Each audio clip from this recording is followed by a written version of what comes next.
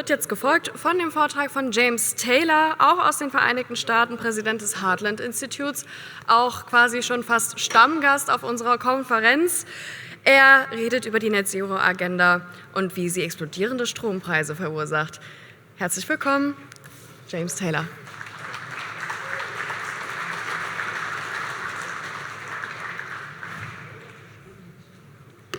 Thank you so much, Maya, and thank you, EIKE'. Holger, Wolfgang, the crew, what an amazing lineup of speakers. Here this morning we start with Dr. Willie Soon, then we have Dr. Will Happer. Coming up we have Dr. John Clauser, Dr. Henrik Svensmark. You probably already know this, but just in case you don't, this is the creme de la creme of scientists.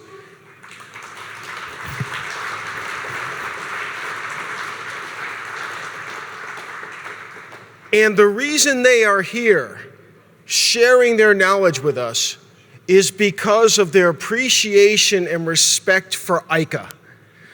EIKE' is able to bring together the world's foremost, most prominent, and most importantly, most knowledgeable scientists in the climate change realm because of Holger, because of Wolfgang, because of Maya, because of Robert, because of the whole crew. People here in this audience, thank you for being here today, but the best thing you can do for EIKE' to show your appreciation is to donate.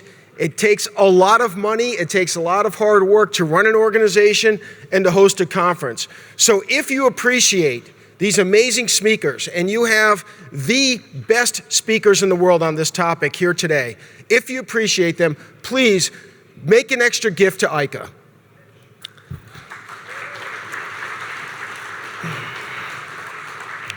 I have great news for you today. Alarmist climate science has been destroyed by truth. Alarmist climate science has been destroyed by Dr. Willie Soon, by Dr. Will Happer, by Dr. John Clauser, by Dr. Henrik Svensmark. As a result, the climate industrial complex is changing their tactics. In the United States, for example, NPR, National Public Radio, has completely disbanded their climate reporting desk. The Washington Post has laid off the vast majority of their climate change reporters. I mean, imagine they put together a whole team of reporters saying in advance, you are to find and write about all sorts of asserted problems from climate change. No. You don't go out and just report what you see. No, you try to find stuff to report on climate change. The Washington Post has disbanded that. CBS News has laid off many of their climate change reporters as well. And what the media is shifting to, what the leftist climate industrial complex is now trying to tell us, is that we need to reduce carbon dioxide emissions. We need to get off natural gas and coal because of affordability. You've probably heard this over and over again. Wind and solar are already less expensive than fossil fuels. Wind and solar are already the cheapest form of electricity. So now that they've been destroyed by climate science, they're shifting their tactics. And the thing that we have to watch out for is yet another lie. And that is that wind and solar are less expensive than conventional energy. If we follow that path, we are leading ourselves to economic ruin. So, we hear this all the time, and they think if they say it over and over again, people will accept it's true. But there are inconvenient things that destroy that narrative. And that is facts. Just as is the case with climate science, the same is true for the economics. The facts are on our side, and it's important that we know these facts and then that we can relay these facts to people who are telling these lies. So let's look at what the facts actually say. In 2022, energy economists published in the peer-reviewed journal Energy, peer review, we hear it all the time, the gold standard, And what they published was they examined and then they published the results. It's titled The Levelized Full System Cost of Electricity. These energy economists, what they did is they looked at the price of generating electricity from various sources. But most importantly, they factored in many of the components that try to get swept under the rug and buried in the actual cost reporting. So they looked at taxpayer subsidies. If the United States federal government is subsidizing new solar energy projects to 30 or 40% of their costs, you have to account for those. Whether it shows up in the bill or it shows up in taxpayer subsidies, that's a real cost. Intermittency demands on baseload sources. If, for example, natural gas power plants have to be cycling in reserve, but they can't sell their power because the sun happens to be shining, the wind happens to be blowing, and wind and solar get priority, those are costs imposed upon natural gas power plants that they're not allowed to recoup because they can't sell the power. Those are costs that are borne on the system by wind and solar power. The intermittency of sources is something that is significant in terms of our overall electricity bills. Also, transmission line requirements. This is amazing. This was in the news just this past week in the United States. SunZia, this is a project that is carrying, it's a transmission line project that is carrying wind and solar power from New Mexico to neighboring Arizona. Now, yes, the United States is a big place, but we're not talking a coast-to-coast transmission line from Delaware to California. We're talking New Mexico to neighboring Arizona. And in the news, they're bragging about, look how committed we are to renewable energy. We just invested $11 billion with a B. We just built an $11 billion transmission line for this. Guess who's paying for that? Everyone who purchases electricity. And when you hear that wind and solar are already cheaper than natural gas and coal, it's because rather than attributing that $11 billion transmission line as a cost of wind and solar, which it is, they just buried in the grid. We've upgraded the grid, but it's exclusively for wind and solar. So what the full system levelized cost of electricity does is it accounts for all these things honestly. And here are the results. This is the cost of electricity generation in dollars per megawatt hour. Now this is in Texas. I'll get back to this in just a moment, why Texas. But take a look at this. This is amazing. Natural gas is only $40 per megawatt hour. If you're to build out your grid with entirely natural gas, this is what the cost of electricity would be. Coal is next at $90. It's more than double natural gas, but it's still better than just about everything out there. If you are shutting down existing, perfectly operational, and already paid for coal power plants, you are doing a disservice to your electricity consumers. Biomass and natural gas, just a little more than coal. But look at the two that are off the charts. Wind power, $291 per megawatt hour. That's 7 times more expensive than natural gas. Solar power, $413 per megawatt hour. 10 times more expensive than natural gas. No, folks, just because you hear it in the media, just because Al Gore says it's true, it doesn't make it true. Wind and solar are not less expensive than conventional energy. In fact, they are far and away the most expensive sources. And this is a chart just a bar chart that illustrates those price differences. On the far left, you have solar and wind power. On the far right, natural gas and coal. There is a huge differential. Advantage natural gas and coal. Now, you see again here, this is cost of power per source in Texas. It's funny, when climate realists such as myself present data, it could be on the decreasing severity and frequency of droughts. It could be on the lack of an increase in hurricane activity. It can be on the decreasing global existence of wildfires. And when I present that, oftentimes someone will say, well, what about Mr. Taylor's data? And as Dr. Happer, Dr. Soon, and others present, the data is irrefutable. So what they'll often say, they'll say to me, well, he's cherry picking. He's cherry picking his facts.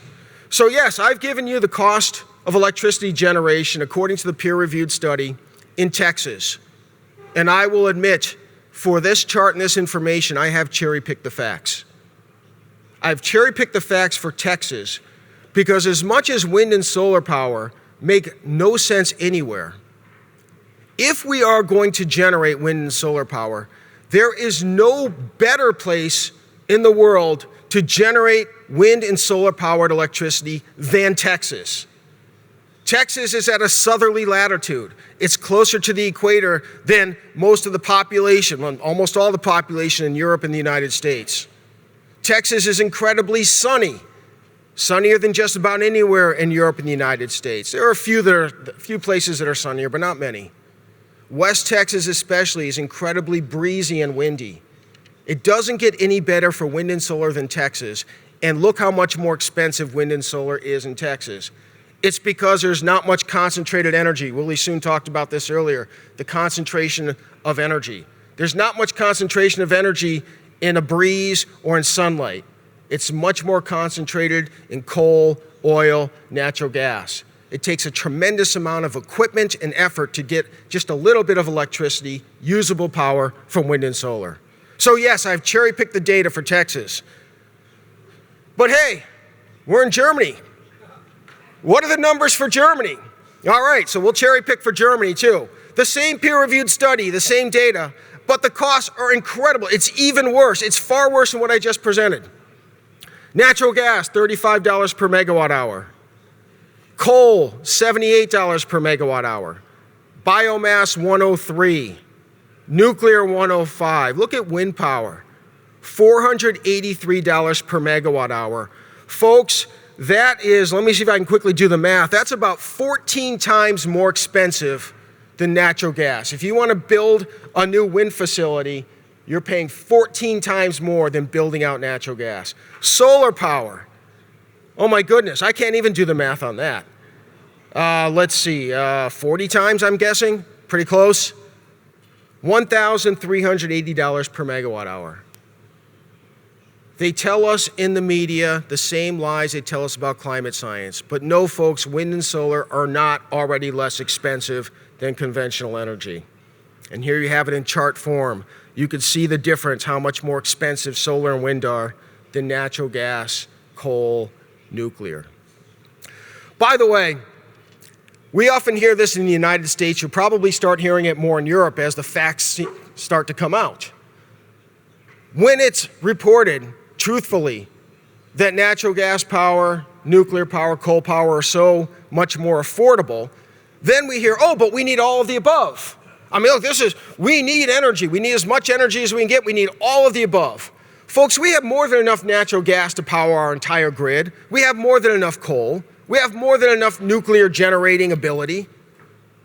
All of the above should be all of the above have an opportunity to compete for economics and reliability in generating electricity. If you know me personally, you know I love my Diet Coke. I can go to the supermarket and I can buy a 6-pack of half-liter bottles of Diet Coke, and they're going to cost me, on average, about $1 per bottle. I could go to the local gas station and I could buy Diet Coke bottles, and it's going to cost me there $3 per half-liter bottle. And at our hotel, I can buy the equivalent of Diet Coke, Coke Zero. I can buy it's $3, but it's for only a quarter of a liter. So it's essentially $6 per bottle.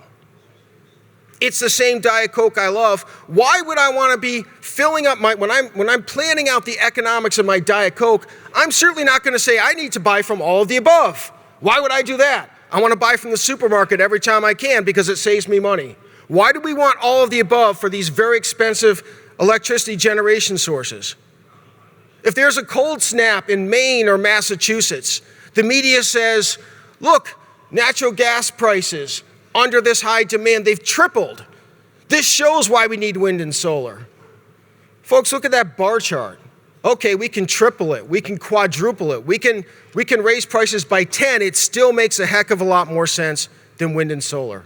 We do not need all of the above. We need the most affordable, reliable energy sources. And this is the truth about what they are. All right, but what are politicians doing, even knowing these facts? Here in the European Union, since 2008, Coal power production has been cut by more than half, more than 60% even. That's since 2008. Even just since 2018, coal power has been cut in half. That is a lot of lost production in a short period of time. What happens when you do that? Okay, let's start with 2018. Coal used to be 20% of the EU electricity mix, wind and solar were 15%. Now coal is at 9%, wind and solar is at 30%. That's a huge change. In fact, coal was cut in half, wind and solar was doubled. In 2018, the cost of electricity in the EU averaged 0.21 euros per kilowatt hour. Just in 7 years, it's now up to 0.29. That's a 38% increase. You switch from coal to wind and solar, that's what you pay. Go back a little further, in case you say, well, he's cherry picking his numbers. He chose 2018 for a reason. All right, let's go back to 2008. You see the same thing. You cut coal from the mix, you add wind and solar, and you see dramatic price increases. Look at this, since 2008, electricity prices have risen 81% in the European Union as we are switching from coal to wind and solar power, which brings up a couple of important points. If indeed wind and solar are already cheaper than conventional power, then a massive transformation from conventional power to wind and solar should have resulted in substantial price cuts, significantly reduced prices. But the fact that there have been large energy price hikes instead of cuts verifies the data reported in the peer-reviewed study in energy that I referenced earlier. This is real-world validation of the study. All right, that was the EU. In the United States, we see the same thing. In 2020, coal powered 773,000 gigawatt hours of US electricity in just 4 years. It took the Biden administration just 4 years to cut that down to 650,000 gigawatt hours. That's a drop of 15% in just 4 years. By the numbers, the electricity mix, coal fell from 19 to 15% in the US, while wind and solar rose from 10 to 15%. It's basically a one-for-one replacement. So what do we see in the numbers? From 2010 through 2020, this is a 10-year span directly before that transformation, US electricity prices rose at less than 1% per year. Electricity prices were essentially flat. Now you have this transformation from coal to natural gas and wind power. In just 4 years, electricity prices rose 22%. The cost of electricity is baked into the price of every good and service bought, sold, and traded in our economy. When people talk about an affordability crisis, rising prices, this is the most significant reason why. We are changing and transforming our economy. It's lifeblood from affordable energy to very expensive energy. In real terms, that increase in just that 4 years has translated to the average American household is now paying $300 per year in higher direct electricity bills. $300 each and every year they're never getting back. And that's just your direct electricity bills. That doesn't factor into the broader inflation caused by energy prices being built into every other good and service bought, sold, and traded in our economy. You're paying even more when you think of that. That is the real world cost. Again, it validates the US numbers just like the EU numbers. If indeed wind and solar are cheaper than conventional energy, when you get rid of conventional energy and add more wind and solar, we should see substantial electricity price cuts. The fact that there have been substantial price hikes rather than cuts validates the data reported in the energy study that I presented earlier. All right, let's look at globally. This is some amazing data here. What you see on the screen are the nations in the world that generate at least 33% of their electricity from wind and solar. Then you see the price ranking by expensiveness. There are 212 nations in the world. Where do you think the highest wind and solar economies are going to land for cost? All right, well, on the left, by the way, you'll notice a pattern here for the 13 nations with 33% or more wind and solar power: Denmark, Lithuania, Luxembourg, Cook Islands, Uruguay, Germany, Netherlands, Greece, Portugal, Spain, Ireland, Djibouti, United Kingdom. The vast majority are here in Europe. We're told that Europe is taking the lead. How wonderful. All right.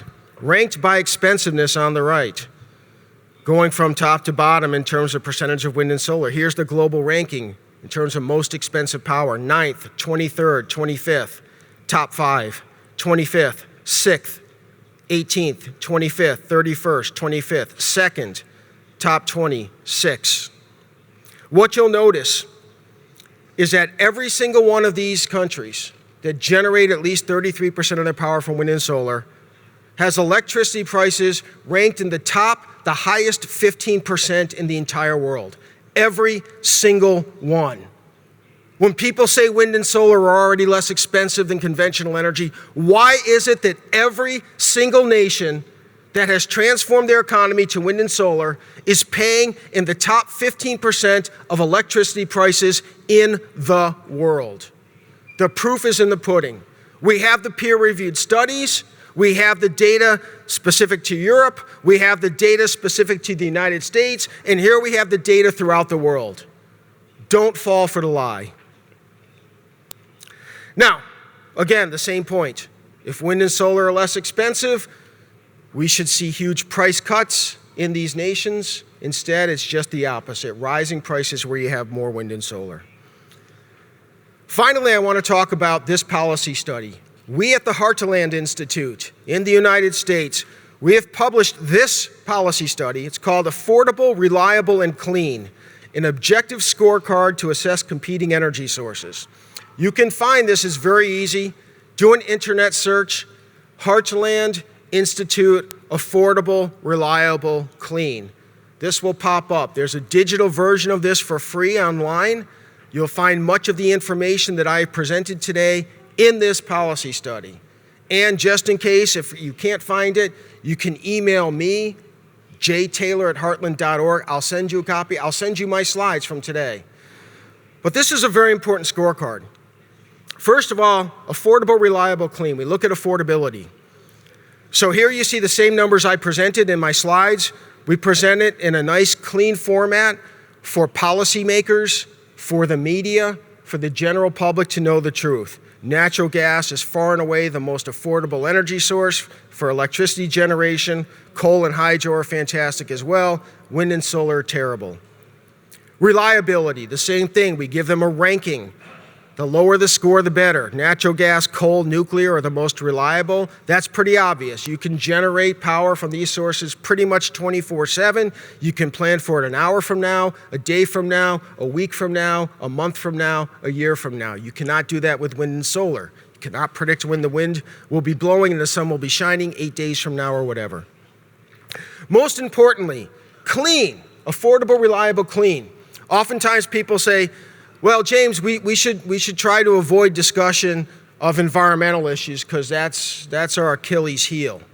No, actually, it's not. It's a strength, and we should emphasize this. Climate activists want the world to believe that the only environmental issue that matters or has ever mattered is carbon dioxide emissions. That is simply not true. If you grew up when I grew up, the biggest issue was land conservation. We were leveling our forests. We were filling up our open plains with development, human development. Land conservation was the most important. There are others as well. So what we did here in our study, we take a look at the full spectrum environmental issues. So first of all, you see here, yes, air emissions. Wind power, solar power, along with nuclear and hydro, the actual generation of electricity, that actual process is no emissions. So they score very well. However, land conservation is also a very important issue. And here, solar and wind power are the worst. In fact, in a peer-reviewed study published by scientists at Harvard University who believe in a climate crisis, they want to take action. They looked at if we were to power our grid on wind power, how much land would we have to dedicate to wind turbines? What they found is we would have to cover literally one-third of the entire American landmass to operate the electric grid on wind power. You want to talk about environmental devastation? And by the way, if we electrify transportation, now it's 1/2. So land conservation, huge issue, wind and solar are the worst. Species kills, direct kills. In this case, it's primarily wind turbines spinning through the air, slicing to death in mid-flight birds and bats. The destruction of land, for example, desert tortoises, where many of the solar facilities are. We give the numerical numbers, we give the objective reasons why. Solar and wind are the worst for direct species kills. Water and soil pollution, solar and wind power are the worst. We objectively verify that and give you the reasons in this report. Taking it all together, we give a total score for the clean component of affordable, reliable, clean. And what you find is that natural gas, nuclear, and hydro are the best. Coal, solar, biomass, wind bring up the rear. Notice that for all the grief that coal gets for environmental impact, it's still better than wind and solar power. So then taking that affordable, reliable, clean metric, putting it all together, this is our scorecard. Natural gas, followed by nuclear, followed by hydro, followed by coal. These are our most desirable sources for producing electricity. After publishing this paper, we have handed this out to policymakers throughout the United States. We've had tremendous reception for this. We've had requests to do the same for policymakers here in Europe, in Poland, in Austria, in Hungary. So we're looking to do the same. Again, you can find this, you can do an internet search for Heartland Institute Affordable, Reliable, Clean. All right, just to wrap up my talk here are the most important points to take away. 1, net zero causes skyrocketing electricity prices because wind and solar are much more expensive than conventional power. We see that in the objective data. We see that in the peer-reviewed studies. We see it when we look at every country in the world that's moved to wind and solar. Don't let anyone tell you wind and solar are already less expensive or will soon be less expensive. It's not even close. 2, real-world data verifies what the peer-reviewed data shows, the peer-reviewed studies show. Wind and solar are extremely expensive. 3, even regarding environmental issues, wind and solar get a failing grade when we look at the full spectrum of environmental issues. Wind and solar are terrible for the environment. Don't let the climate PR machine tell us otherwise. There's a lot more to environment than CO2 emissions. We know at this conference and elsewhere, CO2 emissions are more beneficial than harmful. But even if we accept their premise that emissions are harmful, still, there's so much more to the environment, and wind and solar are the worst. And finally, when we are looking at where our policymakers should be, well, preferably the free market, but of course we don't have a free market for electricity generation, where our policymakers are making these decisions, natural gas is the gold standard for affordable, reliable, and clean electricity. Coal, nuclear, and hydro perform quite well also. Folks, thank you very much. It's been a pleasure. It's been an honor. Thank you.